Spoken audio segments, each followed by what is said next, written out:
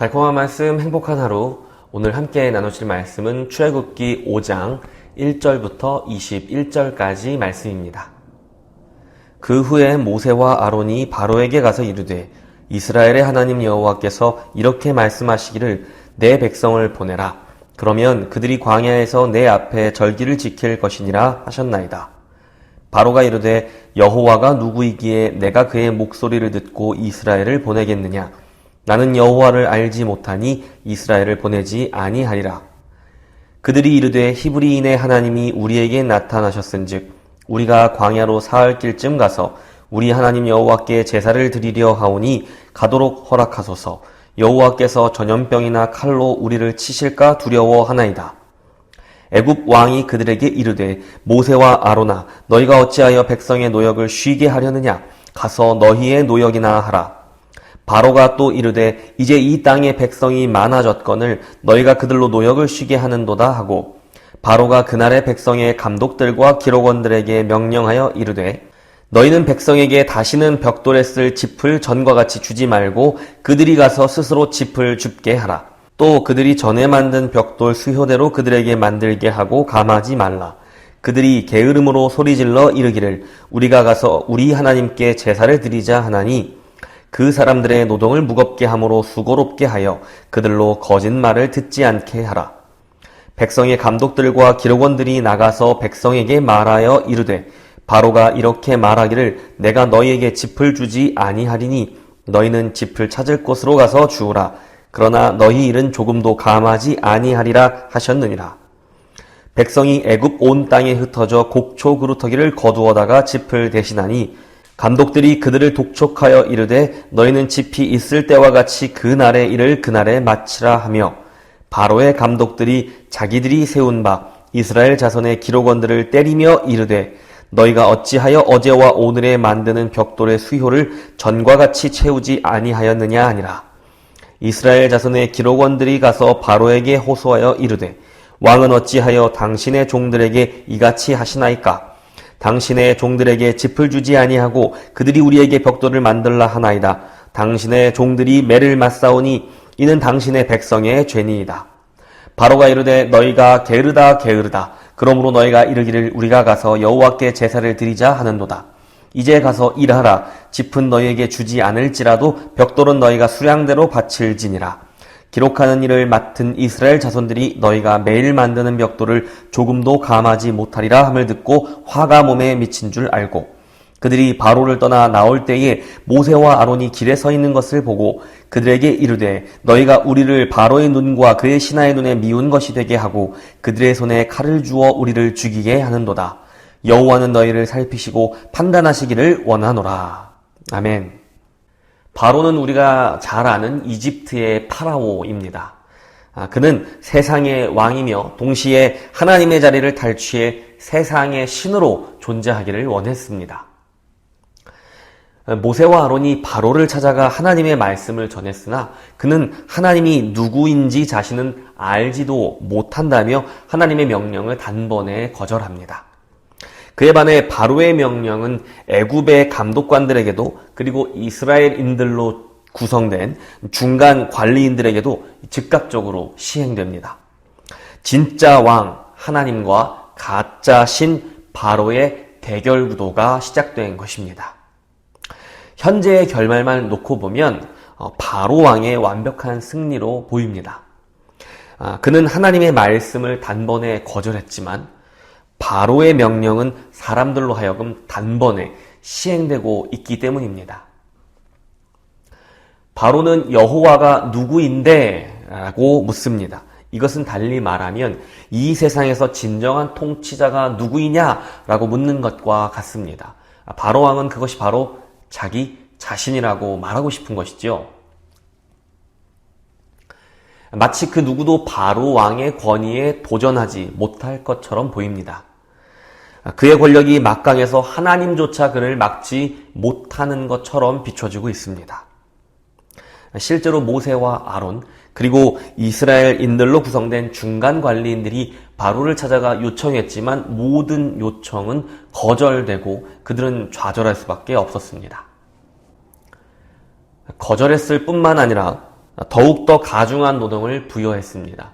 더 정확하게는 작업량을 늘렸다기보다는 노동 조건을 악화시킨 것입니다.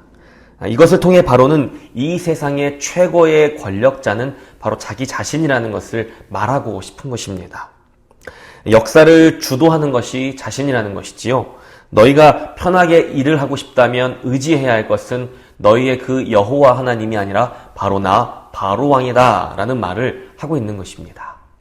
모세와 아론이 바로 왕에게 요청한 것은 그리 어려운 일은 아니었습니다. 걸어서 사흘 정도 되는 길을 가서 그곳에서 절기를 지키고 하나님께 제사를 드리겠다는 것입니다. 바로왕은 그들이 그렇게 제사를 드리고 나서 다시 돌아오겠다는 것인지 아닌지에는 별로 관심이 없었습니다. 그리고 그들이 왜 그런 일을 하려고 하는지에 대해서도 관심이 없었습니다. 바로의 관심은 오직 자기 왕국을 위해서 일해야 하는 노동력들이 노동을 멈추고 애굽 밖으로 나가겠다라고 하는 사실밖에는 없었습니다. 그에게는 그것이 굉장히 불합리적이라고 생각했던 것이죠. 이스라엘 백성들은 자기 왕국을 위해 일을 해야 했고 더 많은 일을 더 빨리 하기를 바랬습니다. 그래서 일을 멈추고 여호와께 제사를 드리겠다라고 하는 이스라엘의 요청을 그저 너희가 게으르기 때문에 핑계를 대고 일을 하려고 하지 않는구나 라고 치부했던 것입니다. 바로의 이러한 태도는 하나님을 알지 못하는 세상의 전형입니다. 사람을 존귀하게 여기지 않는 것이지요. 불과 몇 세기 전까지만 해도 모든 인간은 평등하다고 여겨지지 않았습니다. 어떤 인간은 짐승이나 도구처럼 여겨도 상관이 없다라고 생각하는 시대가 있었던 것이죠. 그러나 이제는 왜 우리는 모든 사람은 평등하며 다른 모든 것보다 인간은 존귀하게 여김받아야 한다고 생각하고 있을까요? 그것은 모든 사람은 하나님의 형상을 따라 지음받았다라고 하는 하나님의 말씀 외에는 아무런 근거가 없는 것입니다. 유대 기독교적인 이러한 성경적 가르침이 세상에 전파되면서 모든 사람이 평등하고 또 다른 존재보다 더 존귀하게 여겨야 된다는 생각이 보편화되기 시작한 것이죠. 그러니 여호와를 알지도 못하고 또 스스로가 신인 것처럼 행세하던 애굽의 바로 왕은 자신 외에 다른 사람들을 어떻게 생각하고 있었을까요? 더욱이 노예처럼 부리고 있는 히브리인들에 대해서 바로 왕이 어떻게 생각하고 있었겠습니까? 그에게 히브리인들이란 자신과 똑같은 존엄한 사람이 아니라 그저 노동을 위한 도구에 지나지 않았던 것입니다. 이것이 바로 하나님을 알지 못하는 세상의 전형이라는 것입니다. 하나님의 말씀을 귀담아 듣지도 않고 두려워하지도 않습니다. 그리고는 스스로가 하나님 행세를 하며 다른 사람을 자기 유익을 위한 도구와 수단으로만 여깁니다. 세상은 서로를 바라볼 때 나에게 유익한가 유익하지 않은가를 중요한 판단의 가치로 여깁니다. 그리고 다른 사람을 이해하기보다는 이용하려고만 합니다. 그래서 바로 왕이 그랬던 것처럼 누군가의 요청을 오로지 유익과 효율과 같은 기준으로만 판단하지 그 사람의 속 사정을 헤아리려고 하지는 않는다는 것입니다. 하나님께서 올바른 길로 인도해 주셔도 그것에 순종하지 않고 오직 자기 자신이 왕과 신이 되어서 모든 것을 자기 마음대로 통제하려고 합니다. 그런 세상에서의 목적은 오직 통제당하기보다 통제하는 사람이 되려고 하는 것뿐입니다. 남들보다 더 신에 가까운 존재가 되려고 하는 것이죠.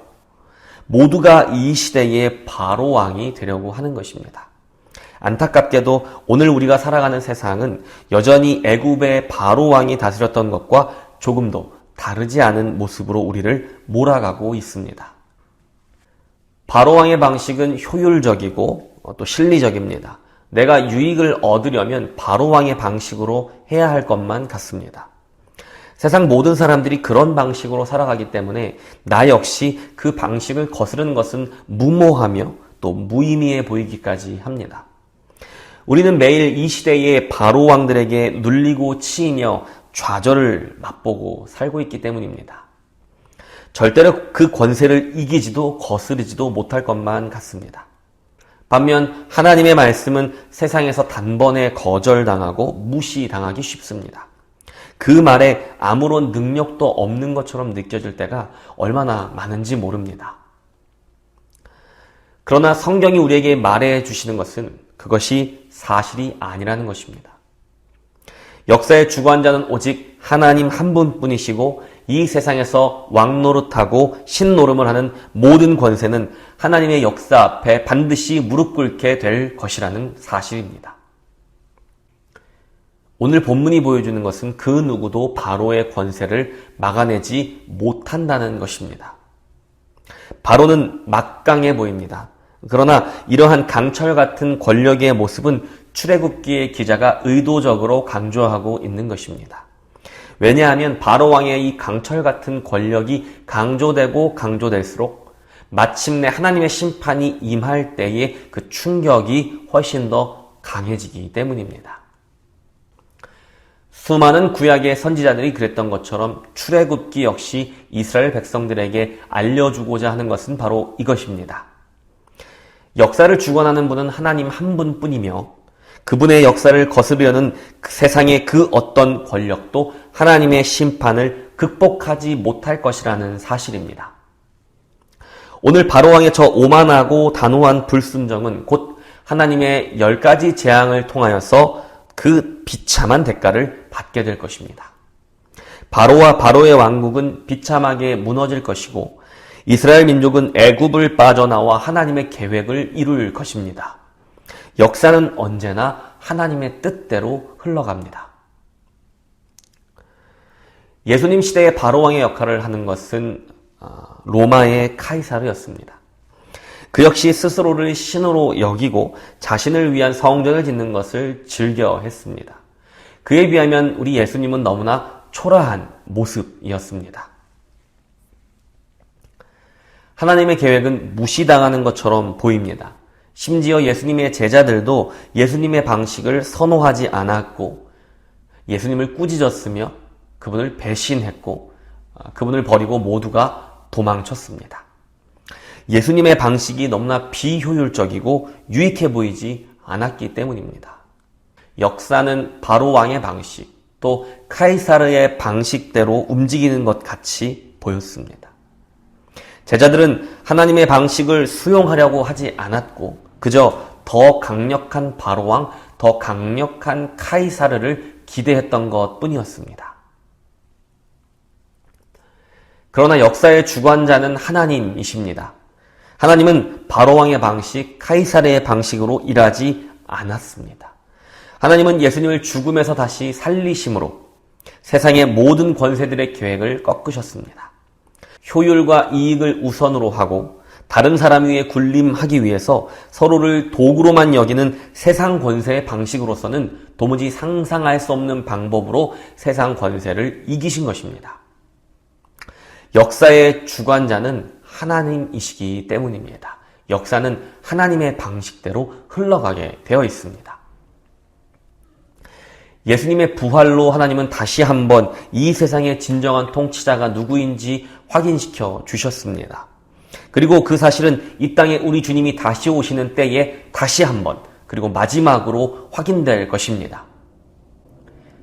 이 시대의 바로왕들의 권세가 아무리 강력해 보이고 절대로 꺾을 수 없을 것처럼 거스를 수 없을 것처럼 보인다 하더라도 역사의 주관자는 결국 하나님뿐입니다. 세상 모든 사람들이 바로왕의 방식으로 우리를 자기 유익을 위한 도구로 취급해도 우리는 결코 그 방식에 동조해서는 안 됩니다.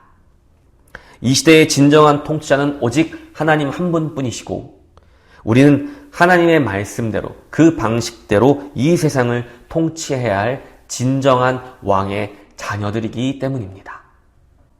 오늘 하루도 매일매일의 순간 속에서 이 사실을 기억하시기 바랍니다. 바로왕의 방식을 거절하십시오. 역사의 주관자는 하나님이십니다.